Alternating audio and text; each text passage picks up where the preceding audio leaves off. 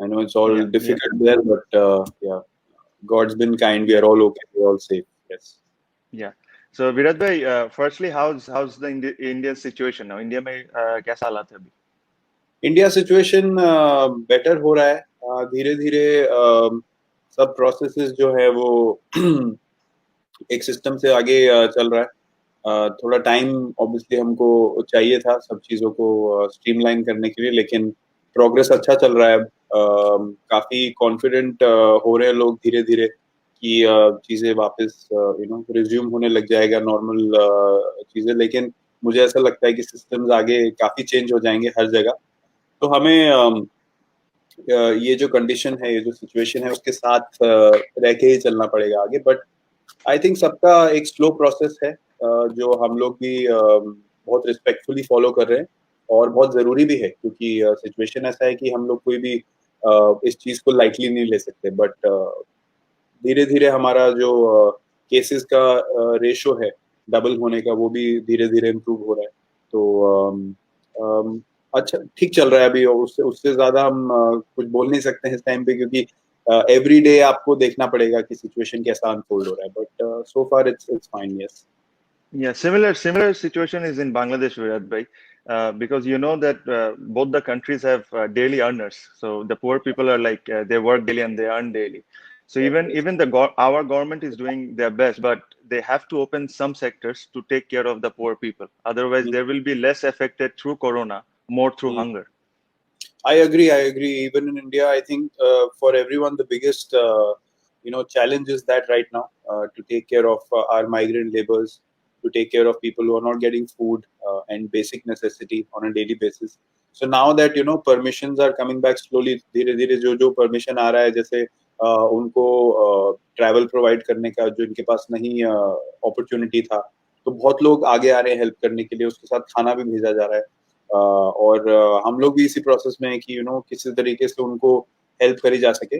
और बस वही सबका फोकस वही है, क्योंकि आप अपनी सोसाइटी में एक भी अगर सेक्शन को देखते हैं सफर करते हुए, तो कुछ ना कुछ करके सबका अटेंशन उधर चला जाता है हेल्प करने के लिए। और आई थिंक हमारी कंट्रीज का, हमारी कम्युनिटीज का यही एक बहुत स्ट्रॉन्ग फैक्टर है, जो जहाँ भी लिखता है कि एक दूसरे की मदद करने सब लोग एक साथ आके उसको मदद करने के लिए जाते हैं। तो आई एग्री, दोनों कंट्रीज में ये फैक्टर बड़ा है, और उनकी वजह से ही हमारी स्ट्रेंथ बनी रहती है कंट्री की। तो उनका हेल्प करना बहुत जरूरी है। I agree. Yes, Virat bhai, you're absolutely right. So Virat bhai, so I told you this. I've been doing this show just to entertain people for and a half an Yeah, hour, 20 minutes, whatever, just to yeah, keep them happy because nothing more can do at the moment. You know, we are not playing. They can't see us on yeah, TV. So yeah. this is the reason I've been doing this, and you have been very kind enough to agreeing to my proposal, and thank you very much. No problem, that's the least I can do. इतना हम लोग खेलते हैं आपस में, कभी ऐसा मौका मिलता नहीं है बैठ के बात करने का इतना लेंथ में। और अभी ऐसे टाइम पे कर रहे हैं जहाँ पे और लोग भी सुन सकते हैं, तो अच्छा है, अच्छा है। It's always nice to talk and share. Thank you, Virat bhai. So Virat bhai, I've got a lot of questions, yes. especially from all my teammates and from me as well. So they all want to know something about you, all cricketing related. हाँ। So I'll start with I saw you first in 2009 in Sri Lanka when you played your first game, and then in next 2-3 years you looked at totally a different batsman. What did you do in those 2-3 years that changed you completely as a batsman? I think when when you come to international cricket, जब आप खेलने आते हो, और सबके सबके अंदर doubt होता है कि कैसे करियर बनाएंगे, कैसे आगे जाएंगे। मेरे साथ क्या हुआ कि मैं एक सीरीज खेलने के बाद मैं टीम से बाहर हो गया था कुछ टाइम के लिए। जी, उसके बाद जी, 2009 ट्रॉफी में मुझे कम बैक एक अपॉर्चुनिटी मिला। तो उसमें 2-3 मैचेस थे जिसमें मैंने अच्छा किया। एक मैच में मुझे मैन ऑफ द मैच मिला, वहां से थोड़ा कॉन्फिडेंस बिल्ड होना शुरू हुआ।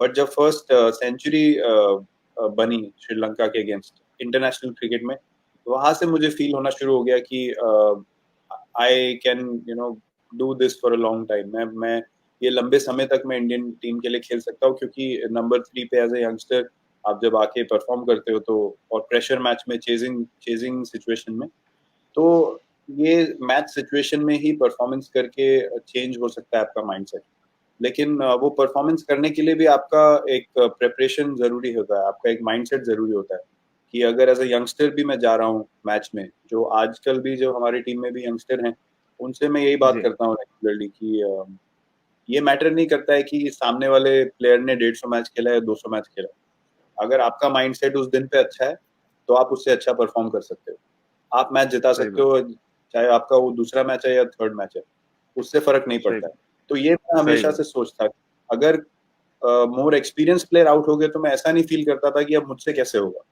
मैं उसको अपॉर्चुनिटी देखता था कि अगर वो नहीं कर पाया और मुझे कॉन्फिडेंस है तो मैं कर सकता हूँ। तो आई थिंक अपने अपनी एबिलिटी में एक कॉन्फिडेंस रखना बहुत जरूरी होता है, और आप किसी भी सिचुएशन को डिफरेंट वे में देख सकते हैं। अगर दूसरे लोग उसको नहीं देख पा रहे पॉजिटिवली और आप देख पा रहे, तो आपका परफॉर्मेंस डिफरेंट होगा, आप मैच जिता सकते हैं। तो ये चीज जो थी मैं रेगुलरली प्रैक्टिस करता रहा, और वहां से फिर क्योंकि आपका एटीट्यूड सही होगा गेम की तरफ तो गेम आपको रिजल्ट देगा।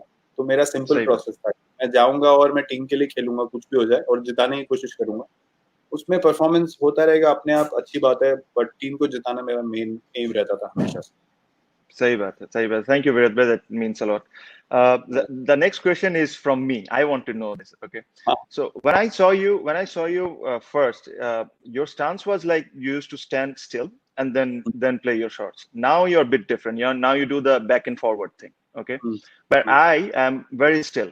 So a hmm, lot of coaches have spoken to me about this.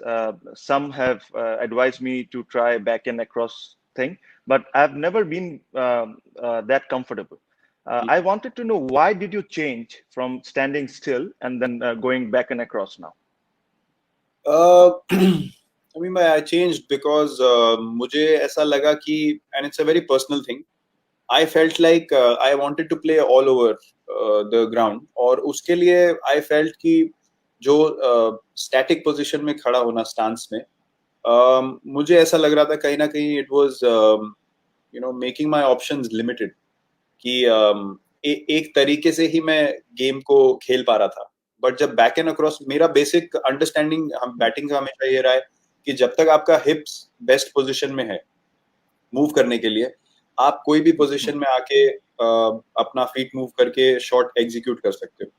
तो मुझे ऐसा लगा कि स्टैटिक पोजीशन में मेरे स्टाइल ऑफ प्ले के लिए वो नहीं काम कर रहा था, बट बहुत बहुत लोगों के लिए काम करता है। सचिन तेंदुलकर बिल्कुल स्टैटिक होके खेलते थे, उनको कभी कोई प्रॉब्लम नहीं हुआ, उनका हैंड आई कोऑर्डिनेशन टेक्निक बहुत सुपीरियर था। तो मुझे अपनी गेम के हिसाब से थोड़े थोड़े चेंजेस लाने पड़े, और थोड़ी थोड़ी चीजें ट्राई करनी पड़ी डिफरेंट डिफरेंट टाइम पे, और ट्राई करे बिना मुझे पता नहीं चलता। तो वो मैं एक जरूर चीज कहना चाहूंगा कि अगर आपको लगता है कि आपकी गेम में कुछ ट्राई करना चाहिए तो जरूर उसको करें, और प्रैक्टिस में करें, और मोर इम्पोर्टेंटली एक या दो मैच में जरूर जाके करें, क्योंकि मैंने ये एक्सपीरियंस किया है कि प्रैक्टिस में आप कितना भी ट्राई कर लें, बट एक मैच प्रेशर सिचुएशन में जहां आप आउट भी हो सकते हैं, जहां सिचुएशन भी कंट्रोल में नहीं रहता है, प्रेशर भी है ऑपोजिशन का, एक मैच भी फंसा रहता है, कभी आपको अच्छा एक इनिंग खेलना है, उस टाइम पे अगर आप उस चीज को प्रैक्टिस करके एग्जीक्यूट कर लेंगे, तो फिर वो आपका कॉन्फिडेंस लेवल, मेरा ये मानना है कि प्रैक्टिस आपको एक अश्योरेंस देता है कि आप रेडी हैं, लेकिन कॉन्फिडेंस जो ऊपर जाता है वो मैच सिचुएशन में परफॉर्मेंस करके ही जाता है। और जो चेंजेस हैं अपनी बैटिंग में, वो Okay. भी मैं ये करता हूँ कि आप अगर मैच में एक बार दो बार ट्राई करोगे और वो अगर इट ओपन्स अप, अगर उसमें परफॉर्मेंस हो गया, तो आपका एक नया एक ऑप्शन खुल जाएगा बैटिंग। तो ये मैंने खुद एक्सपीरियंस किया है। सही बात। So Virat bhai, when you did it for the first time in the game, did it feel uncomfortable or did you feel uncomfortable in the first time when you did it? Actually मुझे जो जो बताने वाले लोग थे उन पे मेरे को ट्रस्ट रहता था, कि अगर कोई सामने से देख के बोल रहा है कि अ, आप ये करोगे तो ऑप्शंस खुल जाएंगे, तो मुझे रहता था कि यार एक बार करके देखते हैं, लेट्स सी व्हाट हैपेंस। तो उसमें लकीली ऐसा हुआ कि पहले एक दो बार में ही एकदम ऐसे शॉट्स लगने शुरू हो गए जो पहले मैं नहीं सोच सकता था कि एग्जीक्यूट होंगे। तो फिर आपका बिलीफ बढ़ जाता है कि नहीं, एक तरीके से नहीं खेलना है, आपको हमेशा अपना जो दिमाग खुला रखना है, चीजों को समझना है, चीजों को सीखना है। और एक एक तरीके से अगर आप बोलेंगे कि मैं बहुत देखता हूँ कई कई प्लेयर्स का माइंडसेट ऐसा होता है कि नहीं, मैं तो ऐसे ही खेलता हूँ। लेकिन थोड़े टाइम में अगर ऑपोजिशन आपको फिगर आउट कर लेगी, तो आपको गेम से आगे बढ़ते रहना पड़ेगा। तो वैसे ही आप कंसिस्टेंटली परफॉर्म कर सकते हैं। तो मेरा ये मानना है कि आपको ओपन रहना चाहिए, आपको किसी भी बैट्समैन को ओपन रहना चाहिए चेंज के लिए, पॉजिटिव चेंज के लिए। आप करके जरूर देखो, अगर नहीं काम करता है तो आप वापस बोल सकते हो कि नहीं, आई थिंक मैं अपनी तरीके से I want to carry forward. But अगर if it works, then you understand कि जो भी टीम एनवायरनमेंट में है, जो कोचेस है, जो भी है, वो सब आपके भले के लिए बोल रहा है, आपके फायदे के लिए बोल रहा है, ताकि टीम को फायदा हो सके। तो आई थिंक वो एक की बात हो जाती है कि सामने किसी ने बोला यार चलो करके देखते हैं। सही बात है. Okay. So, Vedant, the next question is how big you are on preparation. Like, do you like to hit a lot of balls? I've spoken to few of your teammates.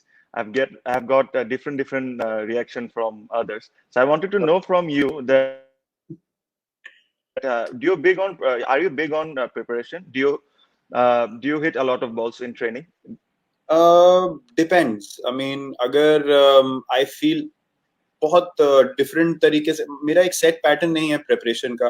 The only set pattern I have is with fitness and my diet, क्योंकि वो एक चीज है जो कभी भी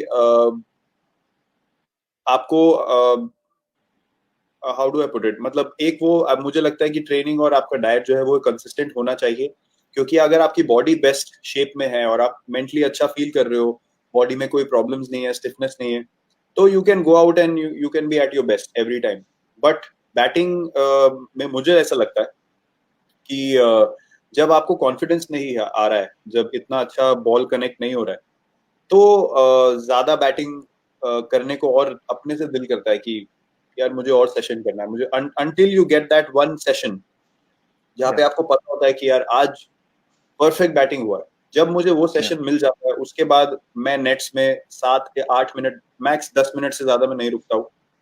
throw down जो अभी अपना साइड आर्म सबके पास आ गया है, 10 मिनट प्रैक्टिस करता हूँ मैं, and then I go away. Because होता क्या, जब आप अच्छी बैटिंग कर रहे होते हैं, अगर आप if you over do it, उसमें बैड हैबिट्स क्रिएट हो जाती है। क्योंकि आपको लगता है कोई भी शॉट लग रहा है तो आप कुछ भी शॉट मारने लगते हैं, उसमें बॉडी शेप जाता है, कुछ शॉट खराब होते हैं, फ्रस्ट्रेशन बढ़ता है, आप और खेलते हैं और खराब होता है। तो जितना आपने बिल्डअप किया है वो सारा एकदम एक ही टाइम में नीचे आ सकता है। तो वो एक सेशन का अवेयरनेस होना बहुत जरूरी है एज ए बैट्समैन। वो हमेशा सबको पता होता है कि ये सेशन में परफेक्ट हो गया है, तो नेट से बाहर आना भी एक स्किल है कि मुझे कब नेट से बाहर निकलना है, क्योंकि वो 10-15 मिनट मुश्किल हो सकते हैं। सही बात है. हाँ, I think everybody is different. Like in our team, where I only bat for 10-15 minutes, but I batted in very high intensity. And where the other side of if you think about Mushfiq, he goes for an hour and an hour. So I think it depends on individual as well what you get out on the net. Agree. It's a very individual thing. If you talk about Pujara, he will bat for 3 hours. You know, सबकी batting कर लेगा वो। तो वैसा सबको अपना अपना confidence create करने का एक टेम्पलेट है। बट मुझे ऐसा लगता है कि अगर मेरा मेंटल मेकअप अच्छा है, ऑफ द फील्ड भी मुझे अगर you want to go out for a coffee, go out for a walk, जब आप टूर पे होते हो, तो वो चीजें भी बहुत जरूरी होती हैं। आप हर टाइम एकदम ऐसा नहीं रह सकते कि इंटेंस। तो अगर आपका मेंटल सिचुएशन स्टेट अच्छा है, तो आप मैच में भी वो अच्छी फीलिंग से जाओगे, कॉन्फिडेंस से जाओगे। आप क्रिकेट खेलना सबको आता है, कभी हम उसको ओवर कॉम्प्लिकेट कर देते हैं, तो हम बहुत ज्यादा प्रेशर में आ जाते हैं। Okay, Riyad bhai, I have 2 more questions to you, and this is all came from different colleague of mine who plays with me. Sure. So the other very important thing, this is what I also want to know: how do you break down when you're chasing games? How do you break down the score? How do you think? What goes in your mind? What's the mental process and all? Mental process काफी simple. कभी कभी तो मुशफीक वगैरह भी help कर देते हैं, stump के पीछे से कुछ बोल देते हैं, तो फिर मैं ज्यादा मोटिवेट हो जाता हूँ। But on a serious note, जब मैं बहुत छोटा था, जैसे मैंने बोला कि जो ये चीज मैं यंगस्टर से बात करता हूँ कि आपको कॉन्फिडेंस होना चाहिए कि आप कर सकते हो। तो जब मैं छोटा था तो मैं मैचेस देखता था टीवी में, और मुझे बहुत कन्विंसिंगली लगता था अगर कोई मैच इंडिया चेजिंग में नहीं जीत पाई तो मैं इस फीलिंग के साथ सोता था रात को कि अगर मैं होता तो मैं जिता सकता था। जेन्युइनली एज अ चाइल्ड, मतलब वो एक ड्रीम रहता है। हाँ, तो जब भी मैं उस सिचुएशन में आता हूँ, वो एक जॉय जो है ना वो बाहर आ जाता है। वो जो एक प्योर जो एक इंटेंट था, प्योर जो एक फीलिंग था कि मैं जिता सकता हूँ, वो एक मौका। मुझे ऐसा लगता है कि चेजिंग एक ऐसी सिचुएशन है जहां पे आपको पता है एग्जैक्टली कितने रन बनाने हैं और आप उसके लिए क्या क्या करना है आपको। तो मेरे हिसाब से उससे ज्यादा क्लियर सिचुएशन कुछ नहीं है। आपको वो सिचुएशन किस तरीके से दिख रही है वो आपकी चॉइस है। मुझे वो सिचुएशन में कभी प्रेशर के हिसाब से नहीं देखता हूँ, मैं अपॉर्चुनिटी देखता हूँ कि ये मौका है मेरे लिए, जीतना बहुत जरूरी है। सबसे जरूरी चीज एज ए टीम, आप जीत के लिए जाते हो, और ये एक मौका है जहाँ पे मैं नॉट आउट आ सकता हूँ। तो इससे ज्यादा गारंटीड कोई सिचुएशन नहीं है जहाँ पे आई फील कि I can see the team win. तो that okay. Excites Even, me. sorry, even if you're chasing something like 370, 380, you still think the same way. या डेफिनेटली, मतलब अगर 370 380 है तो आई नेवर फील लाइक कि नहीं हो सकता। एक एक गेम मुझे याद है 2012 में श्रीलंका के अगेंस्ट होबार्ट में था। तो Yeah, I remember. वहां पे हमको क्वालिफाई करने के लिए 40 ओवर्स के अंदर चेस करना था। It was around 330 something. तो हाफ टाइम में I think I spoke to Raina and I don't know who else. मैंने किसी से डिस्कस किया कि ये गेम को हम दो 20 ओवर के मैच की तरह अप्रोच करेंगे। हमें देखना ही नहीं है 40 ओवर, बहुत दूर लगता है, बहुत बड़ा टारगेट लगता है। पहले 20 ओवर में हम देखते हैं कितने रन बनते हैं, उसके लास्ट 20 ओवर्स में हम एक और T20 मैच खेल सकते हैं। और अगर हमारा विकेट हाथ में हुआ, 2 विकेट गया पहले 20 ओवर में, तो हम ऑन ट्रैक। क्योंकि 8 विकेट के साथ आप 20 ओवर में और भी 12 रन एन ओवर भी बना सकते हो। सही तो बात। वो एक देखने का तरीका होता है कि आप जिस तरीके से उस सिचुएशन को देख के जाओगे वैसा आपका गेम निकल के आएगा, वैसा आपका बैटिंग होगा। और आई थिंक वो एक फर्स्ट जो आपका आउटलुक है उस सिचुएशन को, वो डिटरमिन करता है कि आप कैसा खेलने वाले हो। तो आई थिंक वेरिएबली वो नेचुरली मेरे लिए नेचुरली आता है ज्यादा। कभी कभी प्रिपेयर करने की जरूरत भी होती है, बट मोर ऑफन वो नेचुरली एक चीज निकल के आती है। Okay. This is an extra question, which is how fast is Raghu? Because I saw him. He looks rapid. या मैंने बहुत बार बोला है ये, बहुत प्रेस कॉन्फ्रेंस में भी बोल चुका हूँ कि हम लोगों का फास्ट बॉलिंग खेलने का जो इम्प्रूवमेंट हुआ है 2013 14 15 वाले फेज में, वो उसमें मेजर कंट्रीब्यूशन रघु का है। क्योंकि उसका जो उसको बहुत पैशन है कि मैं इंडिया के लिए अपनी सर्विसेज दूं। उसको बहुत अच्छी समझ है गेम की। किसी का बैट खराब आ रहा है, पैर वाला, तो वो उसको बहुत समझ आता है कि क्या चल रहा है। और उसने अपना स्किल इतना अच्छा कर लिया वो साइड आर्म से, वो इजीली ही बोल्स ओवर 155 इजी। मतलब जिस दिन वो Oh, रैपिड डालता है तो 155 प्लस डालता है वो, वरना oh, good. 145 तो कंसिस्टेंटली है। तो Yeah. So उससे मुझे पर्सनली बहुत बहुत हेल्प हुई। क्योंकि अगर आप रघु को खेल रहे हो नेट में, उसके बाद आप जब मैच में जाते हो तो ऐसा लगता है आपके पास टाइम है, क्योंकि आप रेगुलरली उसके अगेंस्ट खेल रहे हो। तो ये छोटी छोटी चीजें आपने बहुत अच्छा क्वेश्चन पूछा है। क्योंकि लोगों को पता नहीं होता है। लोगों को hmm, लगता है कितना टाइम से खेल रहे हैं लोग, कितना hmm, समझ के खेल रहे हैं, लेकिन वो प्रैक्टिस में कौन आपको वैसा प्रैक्टिस दे रहा है, hmm. उससे डिटरमिन होता है कि आप मैच में कैसा खेल रहे हो। तो उसका कंट्रीब्यूशन इज प्राइसलेस हम लोगों के लिए। Yeah, very true. So we also got two young guy who works for us who they're quite good. Hmm, They were actually going to be a part of Sunrisers this year. So they were hmm, going to be part of Sunriser, but unfortunately because of this they hmm, couldn't go. But I'm sure whenever IPL happens, they will go. So they're quite good. that's So my yeah. Yeah. So my last question to you is I'm not sure how you're going to answer this, but do you ever doubt yourself? Do you ever doubt yourself that you're not good enough to like if you're playing a big game and then hmm. do you ever doubt yourself that no, I'm not good enough or something like this? This thing doesn't ever happen to you? To be honest, game में नहीं। Game में मुझे कभी doubt नहीं होता है। आई everyone, I mean, everyone who's human have their doubts, have their weaknesses, have their negatives.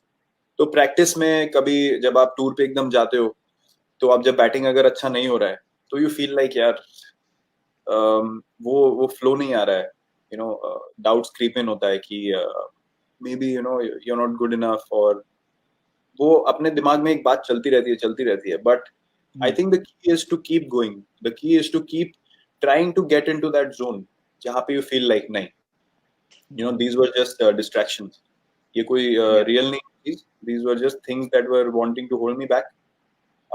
If I believe I am still good enough, I am good enough. तो game time में भी जब आप जाते हो, तो गेम में अच्छी चीज क्या है कि आपको ये सब सोचने का टाइम नहीं मिलता है. आपको देखना है सिचुएशन को, रिएक्ट करना है, बैटिंग करना है, सिचुएशन देखना है, टीम को क्या चाहिए, मुझे क्या करना है उसमें टीम के लिए. उसमें आपका हमेशा एनर्जी जो है ऑक्यूपाइड रहता है. ये डिस्ट्रैक्शंस जो है, नेगेटिव जो वॉइसेस है, ये हमेशा ऑफ द फील्ड आती है जब आप कंपटीशन मोड में नहीं हो. तो मेरा पर्सनल एक्सपीरियंस से मैं बोल सकता हूँ कि एक ही चीज अपने आप को बोलना है कि नहीं, I am good enough and I will go into the nets, work even harder till I get my flow. देन आप देखोगे कि आप, हम क्यों बोलते हैं कि एक इनिंग के बाद ऐसा लगता है कि मैं क्या सोच रहा था, you know, what was I thinking, मैं इतना नेगेटिव क्यों सोच रहा था. तो जो वॉइसेस है वो दोज आर नेवर रियल, वो सिर्फ एक distraction. So we have to believe that it will, you know, pass away slowly. But our job is to be positive all the time. Okay. Thank you, Virat Bhai. I just wanted to say one thing to you. Virat Bhai, there were times where we honestly look up to different athletes from different sports regarding regarding fitness, how fit they are, how disciplined they are. But now I can proudly tell that we have our own in our cricketing family, which is you. So thank you very much for entertaining us. It was lovely talking to you, and thank you very much for joining me. Thank you so much. That's very sweet of you, and I hope people feel better. Situation जल्द से जल्द अच्छा हो जाए, और हम लोग फिर खेलें, फिर मिलें, और लोग भी enjoy करें क्रिकेट फिर से. But firstly, situation सबका better हो जाए. मैं यही pray करता हूँ सबके लिए. Thank you very much. Take care. Virat Bhai, Eid is coming. If you could like to wish the Bangladeshi people Eid Mubarak. Yes, I would like to wish everyone a very happy Eid Mubarak. अपनी family के साथ obviously सब लोग time spend कर रहे हैं, enjoy करो. ये टाइम भी जो है वो एक यादगार टाइम रहना चाहिए सबकी फैमिलीज के साथ जो है. और आई रियली होप कि सब एक स्माइल के साथ, एक खुशी के साथ इस ईद को भी बनाए डिस्पाइट ऑल द चैलेंजेस. और एज आई सेड, होपफुली चीजें सब अच्छी हो जाए. सब लोग प्रे करेंगे, ऑब्वियसली हम सब प्रे करेंगे साथ में. आई डोंट थिंक ये टाइम है कि हम एक दूसरे को डिफरेंटली देखें कि यू नो वहाँ क्या हो रहा है, यहाँ क्या हो रहा है, क्योंकि सब लोग एक ही लेवल पे हैं इस टाइम पे. सब लोग इस चीज के फाइट. तो मैं ये प्रे करता हूँ सबको इस चीज से जल्दी रिलीफ मिले, और सबको बहुत बहुत Eid. Yeah, okay. Thank you, Virat Bhai. Thank you. Give my regards to your family. I'll speak to you soon. Thanks. You take care. Thank you. If you